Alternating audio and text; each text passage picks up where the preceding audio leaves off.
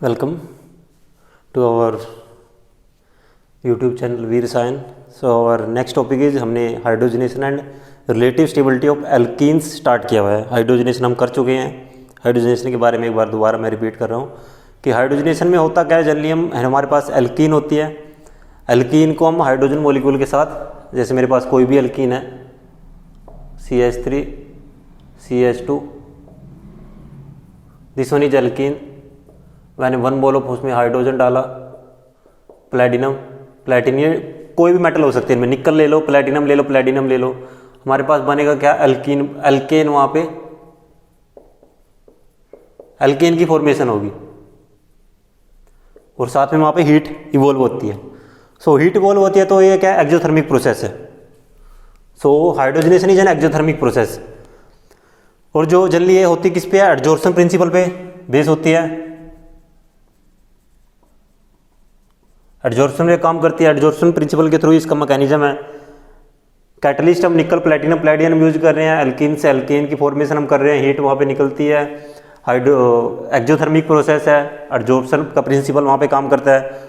और जो हाइड्रोजन का एडिशन होता है वो सिस मैनर में होता है. सिस एडिशन होता है.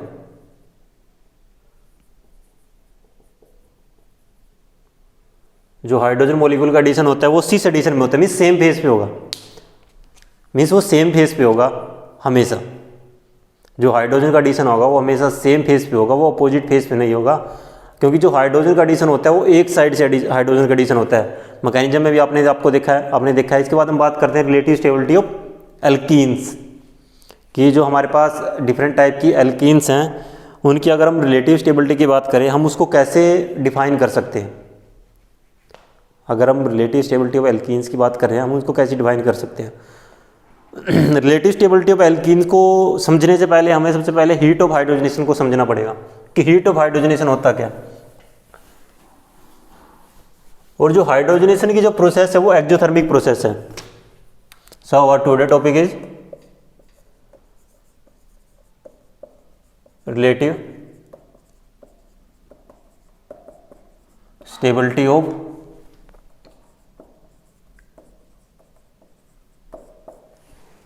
एल्कीन्स.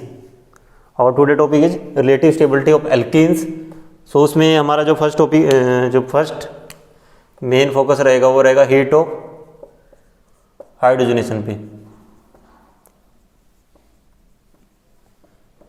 क्योंकि हम क्या कर रहे हैं? हाइड्रोजन मॉलिक्यूल का एडिशन कर रहे हैं. डबल बॉन्ड को हम वहाँ पे सिंगल बॉन्ड में चेंज कर रहे हैं. हाइड्रोजन वहाँ पे ऐड हो रहा है. हीट ऑफ हाइड्रोजनेशन, क्योंकि वहाँ पे हाइड्रोजनेशन हो रहा है तो हीट ऑफ हाइड्रोजनेशन के बारे में हमें स्टडी करना है. और हीट ऑफ हाइड्रोजनेशन कैसी प्रोसेस है? ये एक्सोथर्मिक प्रोसेस है. Exothermic.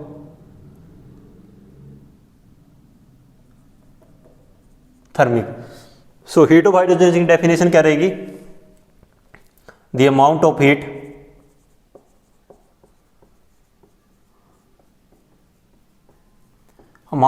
evolved when one mole of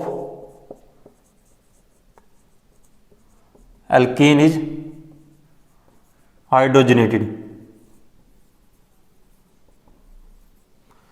When one mole of alkene is hydrogenated is called heat of hydrogenation.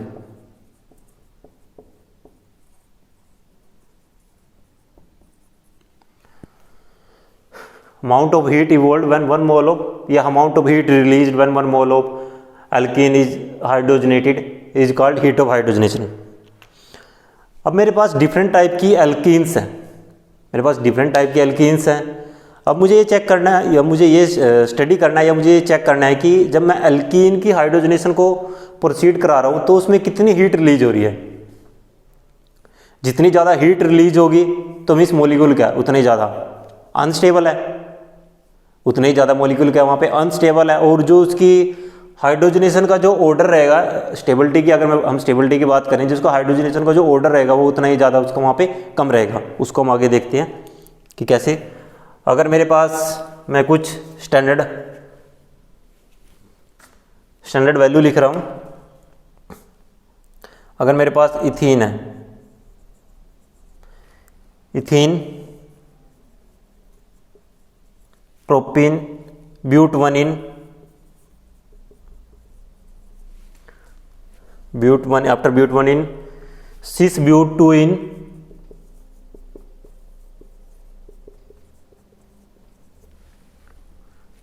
and okay, after that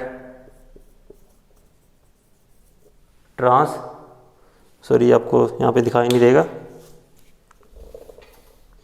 sis butene. So heat की अगर मैं बात कर रहा हूँ कि कितनी हीट किलो जूल पर मोल में, मैं इसको मेंशन यहाँ कर रहा हूँ, किलो जूल पर मोल में वहाँ पे लिख रहा हूँ उसको।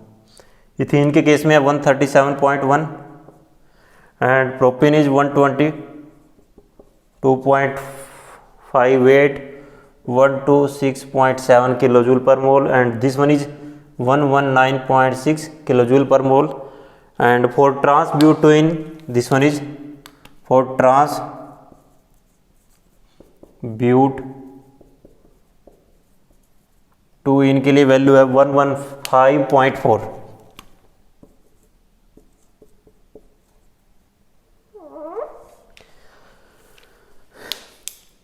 इथीन के केस में 137.1 है, प्रोपीन के केस में 125.8 है, एंड ब्यूट वन इन के केस में 126.7 है, सिस ब्यूटीन के केस में 119.6 है, एंड ट्रांस ब्यूटेन एज 115.4। अब हमें बताना है कि रिलेटिव स्टेबिलिटी ऑफ एल्कीन्स। अब हीट ऑफ हाइड्रोजनेशन की हम वैल्यू की अगर मैं बात करूं तो इथीन के केस में सबसे ज़्यादा इवॉल्व हो रही है, तो मीन्स ये सबसे ज़्यादा की जो थर्मिक प्रोसेस है। And after that beauty, propene के केस में थोड़ी कम है, then butene, then but one in, propene, then but one in, then cis butene, trans butene। अब आप इनकी स्टेबिलिटी को कैसे डिफाइन करोगे, मैं डेफिनेशन को यहाँ पे रब कर रहा हूँ। अब आप इनकी स्टेबिलिटी को कैसे बताओगे कि यहाँ पे जो रिलेटिव स्टेबिलिटी का ऑर्डर क्या रहेगा। एक बार मैं यहाँ पे स्ट्रक्चर ड्रा कर रहा हूँ, उससे आपको ज़्यादा क्लियर होगा। Ethene is,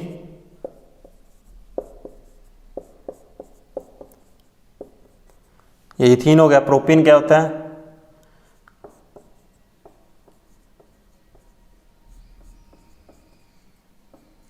this one is propene. But one ene,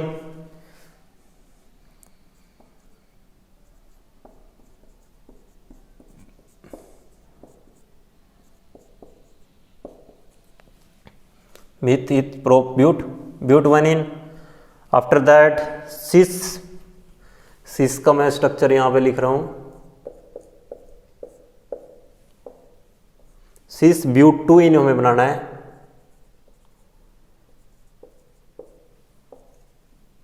this one is cis and trans is this one.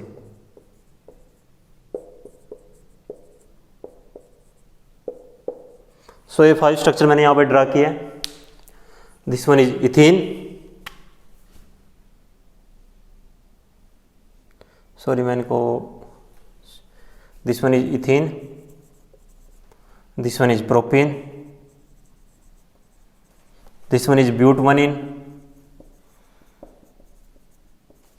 This one is trans and this one is cis. अब मैं इसकी यहाँ पे हाइड्रोजनेशन कर रहा हूँ, एक हाइड्रोजन ऐड यहाँ पे होगा, एक हाइड्रोजन ऐड यहाँ पे होगा, इथेन बनेगा। This one give propane, this one give butane, this one is also give butane and this one is also give butane. So जो यहाँ पे 3 स्ट्रक्चर हैं, 2 ये और एक ये सभी क्या देंगे, ब्यूटेन देंगे। सभी क्या देंगे मुझे, जो फाइनल स्ट्रक्चर देंगे हीट ऑफ हाइड्रोजनेशन के बाद ब्यूटेन देंगे। But one ene, cis but two ene and trans but two ene. क्योंकि एक हाइड्रोजन यहाँ पे ऐड होगा, एक हाइड्रोजन यहाँ पे ऐड होगा, सेम स्ट्रक्चर है। एक हाइड्रोजन यहाँ पे ऐड होगा, एक हाइड्रोजन यहाँ पे ऐड होगा, तब भी सेम स्ट्रक्चर है। एक हाइड्रोजन यहाँ पे ऐड होगा, एक हाइड्रोजन यहाँ पे ऐड होगा, तब भी क्या होगा, सेम स्ट्रक्चर होगा। अब आप स्टेबिलिटी को समझो। अब यहाँ पे जो हीट ऑफ हाइड्रोजनेशन है, अगर मैं but one ene, cis but two ene and trans two butene की बात करूँ, सबके लिए हीट ऑफ हाइड्रोजनेशन क्या है, डिफरेंट है। सो मीन्स जो इसकी इनहेरेंट एनर्जी है, जो इनहेरेंट स्टेबिलिटी है, वो डिफरेंट है। उसी के बेसिस पे हीट ऑफ हाइड्रोजनेशन आई है। क्योंकि जो उसकी इंटरनल एनर्जी है वो डिफरेंट है, तभी जो उसने हीट इवॉल्व किया है वो डिफरेंट है वहाँ पे तीनों के केसेस में। मीन्स तीनों की स्टेबिलिटी क्या है, डिफरेंट है वहाँ पे। अब मैं इसकी स्टेबिलिटी की अगर मैं बात करता हूँ, स्टेबिलिटी की अगर मैं बात करूँ, सो जितने ज़्यादा हाइपर कंजुगेटिव स्ट्रक्चर रहेंगे, अगर मैं एल्कीन की स्टेबिलिटी की बात करूँ, क्योंकि एल्कीन का मॉलिक्यूल जितना ज़्यादा स्टेबल रहेगा तो जो उसकी हीट ऑफ हाइड्रोजनेशन रहेगी वो उतनी ही कम रहेगी। जो हीट ऑफ हाइड्रोजनेशन रहेगी मॉलिक्यूल की इतनी ही कम रहेगी, क्योंकि मॉलिक्यूल ज़्यादा स्टेबल है तो मीन्स उसकी जो इंटरनल एनर्जी है वो कम है। मॉलिक्यूल ज़्यादा स्टेबल है तो मीन्स उसकी इंटरनल एनर्जी की वैल्यू क्या वहाँ पे कम है, और जब इंटरनल एनर्जी की वैल्यू कम है तो जो उसकी हीट ऑफ हाइड्रोजनेशन होगी वो वहाँ पे लो रहेगी। अब मैं ब्यूटवनिन, सिस ब्यूटिन और ट्रांस टू ब्यूटिन की बात कर रहा हूँ। सबका स्ट्रक्चर सेम रहेगा, final product is butane. Inherent energy different है सभी की, ब्यूटवनिन, सिस ब्यूटिन एंड ट्रांसब्यूटुइन। इनहेरेंट एनर्जी सभी क्या डिफरेंट है, क्योंकि हीट ऑफ हाइड्रोजनेशन की जो वैल्यू है सभी के लिए वो डिफरेंट है। जो हीट ऑफ हाइड्रोजनेशन की वैल्यू उसको मैं सर्कल कर रहा हूँ, this one, this one, this one. So on the basis of their heat of hydrogenation वहाँ से क्या क्लियर हो रहा है कि trans but two ene is more stabilize as compare to cis butene and cis butene more stabilize than but one ene. अब आप इसको यहाँ पे समझने के लिए आप लास्ट जो हमारा चैप्टर था लास्ट सेमेस्टर में, वहाँ पे हमने पहले चैप्टर में हमने हाइपर कंजुगेशन के बारे में स्टडी किया था। सो हाइपर कंजुगेशन के अकॉर्डिंग क्या था, हमने वहाँ पे कार्बोकैटायन के केस के बारे में डिस्कस किया था कि जितने ज़्यादा उसके हाइपर कंजुगेटिव स्ट्रक्चर रहेंगे, जो मॉलिक्यूल की स्टेबिलिटी क्या है उतनी ही ज़्यादा रहेगी वहाँ पे। More is the hyper conjugative structure, more is the stability of the carbocation हम कह सकते हैं। सो सेम आपको वही कंसेप्ट यहाँ पे अप्लाई करना है, जितने ज़्यादा हाइपर कंजुगेटिव स्ट्रक्चर रहेंगे जो स्टेबिलिटी रहेगी मॉलिक्यूल की वो उतनी ही ज़्यादा रहेगी। अब यहाँ पे कितने हैं, 3 हाइड्रोजन है तो इसके हाइपर कंजुगेटिव स्ट्रक्चर रहेंगे कितने, 3। यहाँ पे कितने हैं, 2 हाइड्रोजन, तो इसके कितने रहेंगे, 2, 3, 3, 6, 3, 3, 6। मिसिस और ट्रांस के केस में, दोनों के केस में जो हाइपर कंजुगेटिव स्ट्रक्चर रहेंगे वो सेम रहेंगे। CH3 हाइड्रोजन हाइड्रोजन, तो प्रोपवनिन, बीथीन सबसे ज़्यादा अनस्टेबलाइज है, then propyne, ब्यूटवनिन, sis butene, trans to butene की हम बात करेंगे। इसके हाइपर कंजुगेटिव 2 स्ट्रक्चर हैं, तो इन दोनों मॉलिक्यूल में, क्योंकि हम जो कंपैरिजन करेंगे हम same number of carbon atom का कर सकते हैं। अगर मैं हाइपर कंजुगेशन की भी बात कर रहा हूँ तो वहाँ पे भी आपको क्या करना है, जो कंपैरिजन करना है वो same number of carbon atom का करना है। यहाँ पे ये भी but means 4 number of carbon atom, यहाँ पे भी 4 नंबर ऑफ कार्बन एटम, यहाँ पे this is also 4 number of carbon atoms. So in both these 3 structure है 4 number of carbon atoms. So इस यहाँ पे क्या 2 number of hyper conjugative structure है, तो इसकी स्टेबिलिटी क्या होगी, सबसे कम होगी। So this one is the less stabilize. Cis और ट्रांस में हम कह सकते हैं कि जो ट्रांस में क्या है, जो मिथाइल ग्रुप है वो अपोजिट साइड है, सिस में क्या है जो मिथाइल ग्रुप है वो सेम साइड है। और जब मिथाइल ग्रुप सेम साइड है तो वहाँ पे कुछ ना कुछ स्टीरिक हिंड्रेंस का फैक्टर रहेगा, और स्टीरिक हिंड्रेंस के फैक्टर की वजह से जो मॉलिक्यूल की इंटरनल एनर्जी है वो इंक्रीज हो जाएगी, और मॉलिक्यूल की इंटरनल एनर्जी इंक्रीज होगी तो मीन्स स्टेबलाइज डिक्रीज हो जाएगी। स्टेबलाइज डिक्रीज होने की वजह से उसकी हीट ऑफ हाइड्रोजनेशन है, जो उसका एक्जोथर्मिक प्रोसेस है वो ज़्यादा एक्जोथर्मिक रहेगा एज कम्पेयर टू ट्रांस। अब मैं आपके सामने कुछ जो स्टैंडर्ड हीट ऑफ हाइड्रोजनेशन के साथ कुछ स्टैंडर्ड मेरे पास यहाँ पे मॉलिक्यूल्स हैं, मैं उनका डिस्कस करता हूँ। आई होप ये आपको समझ में आ गया होगा कि कैसे हीट ऑफ हाइड्रोजनेशन से जो एक चीज़ और हम ये भी कह सकते हैं कि जो डबल बॉन्ड के अराउंड अल्फा कार्बन एटम पे जितने नंबर ऑफ हाइड्रोजन एटम रहेंगे मैक्सिमम, मीन्स जितने ज़्यादा नंबर ऑफ हाइड्रोजन एटम रहेंगे उतने ही ज़्यादा उसकी जो हीट ऑफ हाइड्रोजनेशन की जो उसका हाइपर कंजुगेशन स्ट्रक्चर रहेगा वो उतना ही ज़्यादा रहेंगे, और जो उसकी हीट ऑफ हाइड्रोजनेशन की वैल्यू रहेगी उतनी ही कम रहेगी। मैं लिखता हूँ यहाँ पे,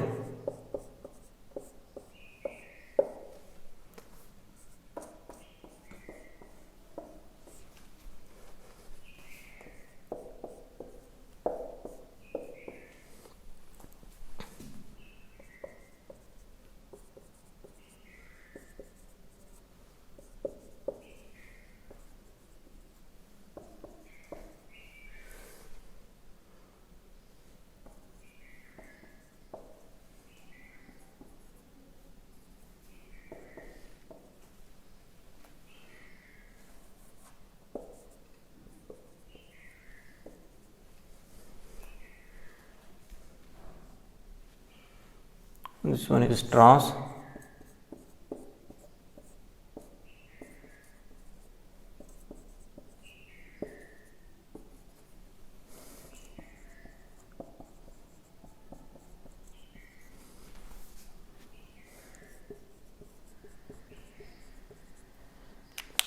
अब मैं इनकी वैल्यू लिख रहा हूँ जो हीट ऑफ हाइड्रोजन की स्टैंडर्ड वैल्यू है। दिस वन इज, मैं माइनस से रिप्रेजेंट कर रहा हूँ क्योंकि वैल्यू क्या है, एक्जोथर्मिक है। एंडोथर्मिक मीन्स एनर्जी हमें सप्लाई करनी पड़ रही है और एक्जोथर्मिक एनर्जी क्या हो रही है, वहाँ पे रिलीज हो रही है।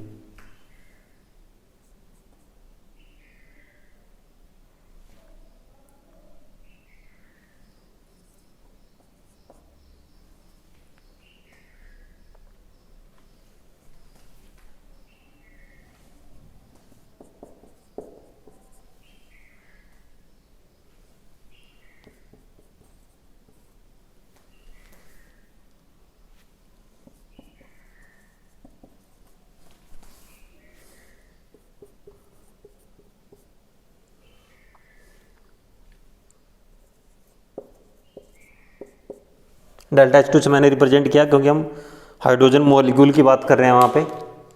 सो ये यहाँ पे डिफरेंट वैल्यूज हैं।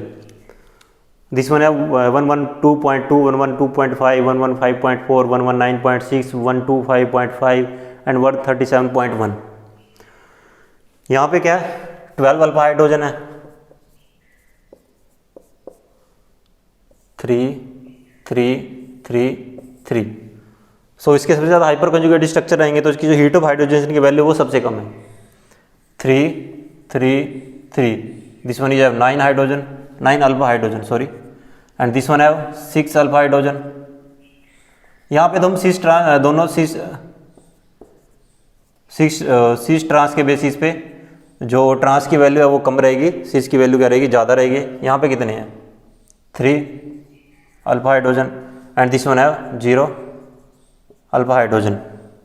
सो हीट ऑफ हाइड्रोजन के बेसिस हम रिलेटिव स्टेबिलिटी ऑफ एल्केन को प्रेडिक्ट कर सकते हैं। इसकी स्टेबिलिटी क्या रहेगी, सबसे ज़्यादा, देन दिस वन, इसकी स्टेबिलिटी इससे ज़्यादा, इसकी स्टेबिलिटी इससे ज़्यादा। मीन्स ये सबसे लीस्ट स्टेबल है, उसके बाद इसकी stability somewhat higher, then this one somewhat higher, this one somewhat higher, this one somewhat higher, सबसे ज़्यादा स्टेबलाइज ये रहेगा। एक चीज़ जो आप ध्यान रख सकते हो कि डबल बॉन्ड के अराउंड जितने ज़्यादा सब्स्टिट्यूएंट रहेंगे, अगर डबल बॉन्ड के अराउंड अल्फा कार्बन एटम पे अगर नंबर ऑफ हाइड्रोजन ज़्यादा हैं तो जो मॉलिक्यूल है उसकी स्टेबिलिटी ज़्यादा रहेगी। इसको मैं एक बिल्कुल सिंपल वे में लिख रहा हूँ,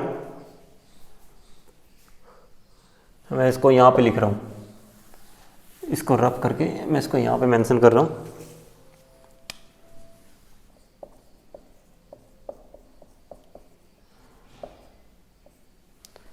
RR से मैंने इसको रिप्रेजेंट किया, उसके बाद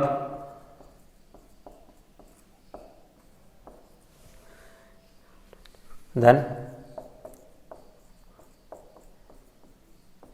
यहाँ पे दो आएंगे, एक सिस आएगा और एक ट्रांस आएगा।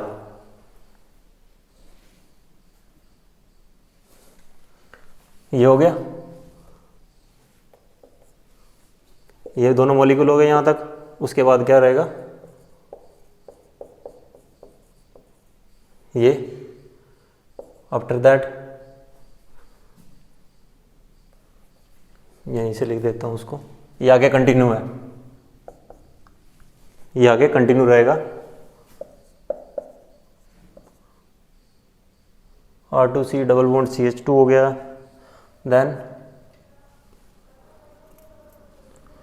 RCH CH2 and then so ये ऑर्डर रहेगा हीट ऑफ हाइड्रोजनेशन की अगर हम बात करें और स्टेबिलिटी ऑफ एल्कीन्स की अगर हम बात कर रहे हैं। ट्रांस 2 ब्यूटीन और सिस 2 ब्यूटीन के लिए आपको ट्रांस ब्यूटीन में स्टीरिक इंडेक्स कम है तो उसकी स्टेबिलिटी ज़्यादा रहेगी as compare to cis butene. सबसे पहले ये, उसके बाद 2 सब्स्टिट्यूएंट इस कार्बन पे, एक सब्स्टिट्यूएंट यहाँ पे, उसके बाद एक ये सिस 2 ब्यूटीन, दोनों इसमें कवर हो जाएंगे। एक मॉलिक्यूल मैंने यहाँ पे बनाया नहीं है जिसमें इस तरह से हो सकता था, यहाँ पे अगर हाइड्रोजन आ जाता है, then this one correlate to this one, R2C double bond CH2, this one RCH2 and this one goes to this one. So I hope आपको जो रिलेटिव स्टेबिलिटी ऑफ एल्कीन्स हैं वो आपको यहाँ पे क्लियरली समझ में आ गया होगा कि हम जो हीट ऑफ हाइड्रोजनेशन है, जो रिलेटिव स्टेबिलिटी ऑफ एल्कीन है, उसको वहाँ पे कैसे कोरिलेट कर सकते हैं। जनरली हमें मॉलिक्यूल की स्टेबिलिटी चेक करनी है। मॉलिक्यूल जितना ज़्यादा स्टेबल रहेगा, जो उसकी स्टेबिलिटी रहेगी वहाँ पे उतनी ही ज़्यादा रहेगी, और जो उसकी हीट ऑफ हाइड्रोजनेशन की वैल्यू रहेगी उतनी ही कम रहेगी। जनरली इस टाइप के क्वेश्चन है जो हीट ऑफ हाइड्रोजनेशन है वो कम्पिटिटिव जो एग्जाम होते हैं उसमें पूछे जाते हैं कि arrange the flowing alkenes in the order of their heat of hydrogenation, या रिलेटिव स्टेबिलिटी ऑफ एल्कीन्स के ऑर्डर में उनको अरेंज करो। इसके साथ यहाँ पे जो hydrogenation and relative stability of alkenes का जो टॉपिक है वो यहाँ पे कवर होता है। आई होप आपको ये समझ में आया होगा। Thank you for watching the video.